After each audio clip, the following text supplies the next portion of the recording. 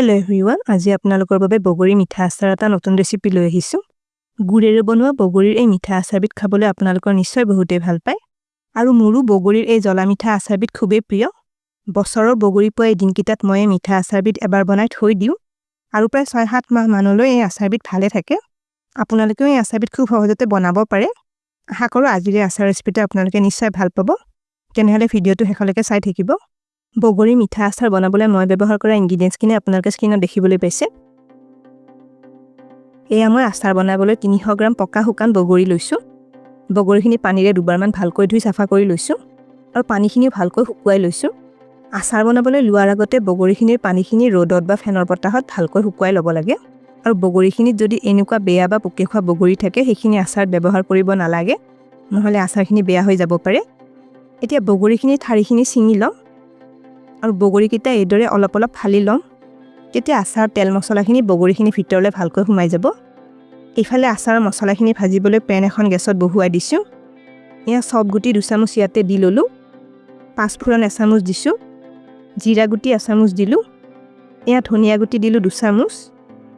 এয়া আজৱাইন 1/2 চামুচ দিছো আৰু লগতে এয়া 2টা শুকান জলকীয়া দি ললো। এইখিনি শুকানে গেছৰ কম জুইত 1 মিনিটমান ভাজি লওঁ। এইদৰে ভাজি ললে মছলাখিনিৰ হেমেকা ভাৱটো নোহোৱা হ'ব আৰু মছলাখিনিৰ এটা ধুনীয়া ভাজা ভাজা গোন্ধ আহিব। এয়া আমাৰ মছলাখিনি ভাজা গৈ মচমচীয়া হৈ আহিছে। গেছটো অফ কৰি দিলো। এইখিনি অলপ ঠাণ্ডা হোৱাৰ পিছত এবাৰ গুড়ি কৰি লওঁ।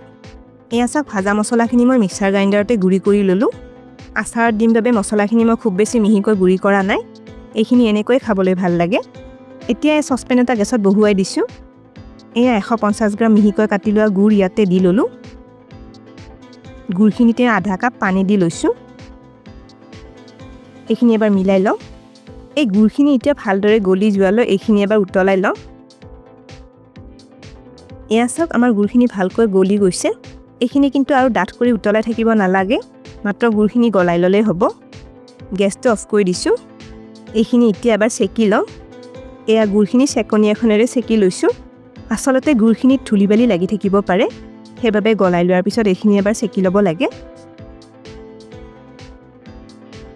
এইফালে আচাৰ বনাবলৈ আধা কাপ মিঠাতেল কেৰাহী এটা দি লৈছো। এইখিনি এবাৰ গৰম কৰি লওঁ। এয়া মিঠাতেলখিনি গৰম কৰি লোৱাৰ পিছত গেছৰ জুইটো কমাই তেলখিনি অকণমান ঠাণ্ডা কৰি লৈছো। আচাৰ বনোৱাৰ আগতে তেলখিনি অলপ ঠাণ্ডা কৰি ল'ব লাগে। এতিয়া আধা চামুচ 5 ফুৰণ তেলখিনি দি ললো।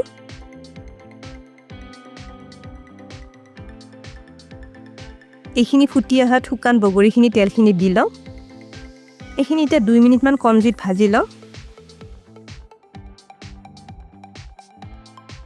এয়া প্ৰায় 2 মিনিটমান বগৰীখিনি ভাজি ললো।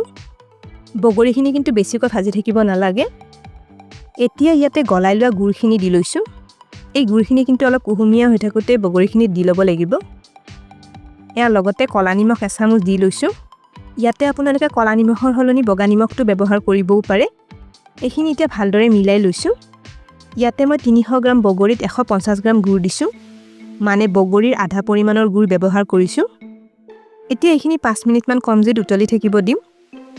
এইখিনিতে এটা ৰিকুৱেষ্ট কৰিলো, ভিডিঅটো চাই ভাল পালে লাইক আৰু শ্বেয়াৰ কৰি দিব। এয়া বগৰী আৰু গুড়ৰ মিশ্ৰণটো 5 মিনিটমান উতলাই লোৱাৰ পিছত আগতকৈ ডাঠ হৈ আহিছে, কিন্তু এইখিনি আৰু অলপ ডাঠ হৈ আহলে কম জুইত উতলাই থাকিব লাগিব। এইখিনি এতিয়া হেতাৰে ঘন ঘনকৈ লৰাই থাকিব লাগিব, নহলে কেৰাহীতলিত লাগি যাব পাৰে। আপোনালোকৰ যিসকলে আমাৰ চেনেলটো এতিয়ালৈকে সাবস্ক্ৰাইব কৰা নাই তেওঁলোকক আমাৰ চেনেলটো সাবস্ক্ৰাইব কৰিবলৈ ৰিকুৱেষ্ট কৰিলো আৰু কাষতে থকা বেল আইকনটো টিপি নটিফিকেশন অল কৰি দিব। আৰু প্ৰায় 4 মিনিটমান উতলোৱাৰ পিছত দেখিছেনে বগৰী মিশ্ৰণটো আগতকৈ আৰু অলপ ডাঠ হৈ আঠা আঠা হৈ আহিছে। এতিয়া ইয়াতে ডাঙৰ চামুচেৰে 1 চামুচ ভিনেগাৰ দি ললো। এইখিনি এবাৰ মিলাই লওঁ।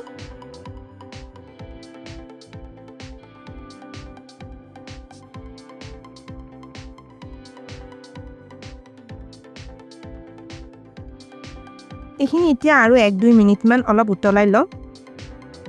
এয়া চাওক আচাৰখিনি আৰু 1-2 মিনিটমান উতলোৱাৰ পিছত আৰু অলপ ডাঠ হৈ আহিছে। এতিয়া ইয়াতে ভাজা মছলাৰ গুড়িখিনি দি লওঁ। লগতে 1 চামুচ কাশ্মীৰী জলকীয়া গুড়ি দি লৈছো। এতিয়া গোটেইখিনি ভালদৰে এবাৰ মিলাই লওঁ। এই ভাজা মছলাৰ গুড়িখিনি আচাৰখিনি খোৱাৰ সময়ত দি ললে আচাৰখিনিৰ এটা খুব ধুনীয়া গোন্ধ আহে।